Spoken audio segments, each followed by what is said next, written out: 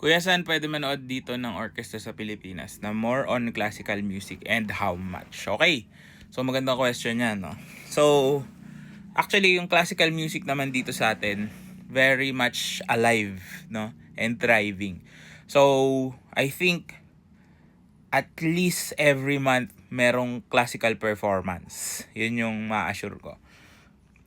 Kasi, yun, meron tayong two main orchestras na merong classical concerts and they have their own season concerts. So, at least, yun nga, every month meron. So, dalawa, here in Manila, so we have Philippine Philharmonic Orchestra na nagpe-perform. Yung concert season nila is from September to April. So, yun yung schedule. At least once every month, meron yung classical performance. I think ngayong March 13 yata yung concert nila. So, sa Circuit Makati. Tama. Sa Samsung Performing Arts Theater. Usually yung venue ng mga concerts nila. Since ginagawa ngayon yung CCP, no, inaayos nila. So, doon sila ngayon naka-base ng mga concerts. And then, MSO, Manila Symphony Orchestra, may concert din sila.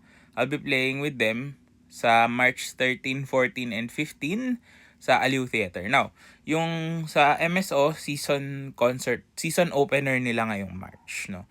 Kasi, magkakaiba rin yung performance calendar ng bawat orchestra. So, yung first concert ng MSO would be with ballet. So, ano siya? Sleeping Beauty yung pieces na ipe-perform. Hindi Sleeping Beauty ni Disney. Tchaikovsky. Ayan, classical pa din, diba? So, yun yung mga concerts na pwede mong abangan this March, no?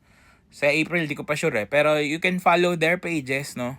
Sa MSO and then PPO to check. So, sila yung main orchestras na laging may concert na classical, no? Syempre may mga iba pang mga orchestras dito sa Philippines, especially sa Manila, although hindi regular yung performances nila of classical pieces. Yan. Pero yung dalawang orchestra na yun, laging merong classical performances. Now, kung nasa magkano, hindi ako masyadong familiar sa ticket prices ngayon, pero I think you should expect to shell out at least 1,500 to 3,000 to 5,000, mga ganun.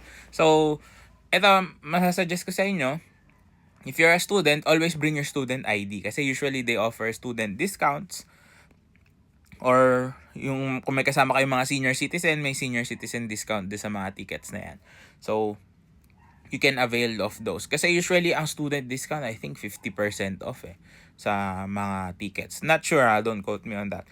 Tapos, sometimes nagpapa-raffle din sila sa mga social media pages nila. So, maganda i-follow nyo sila para malaman nyo kung may free ticket or may opportunity to go backstage. Kasi dati alam ko may mga ganun pang contest Parang pwede ka manood ng rehearsals or something like that. Now, you don't need to buy the most expensive ticket to really enjoy watching a classical performance. Kasi, hindi siya katulad ng concert ng band na gusto mo up close and personal. Kasi, pag ganun, amplified naman, no? Kahit saan ka umupo, yung tunog, halos parehas lang.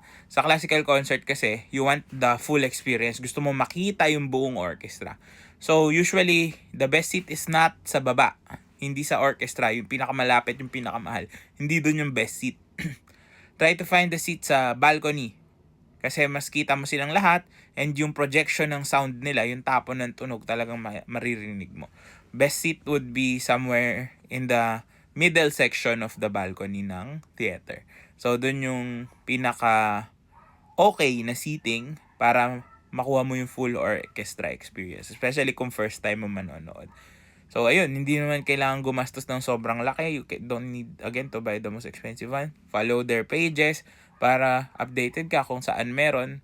And mostly kasi ngayon, sa Makati area, kasi nandun yung mga theaters, no? Like, mayroon ding bagong theater ngayon sa Rockwell, yung Proscenium Theater. So, andyan, malapit yung mga classical concerts. So, you can see posters and print ads. And also, yun nga, best to check their social media pages para updated ka kung saan may ganap ang mga classical music dito sa Pilipinas. Good luck!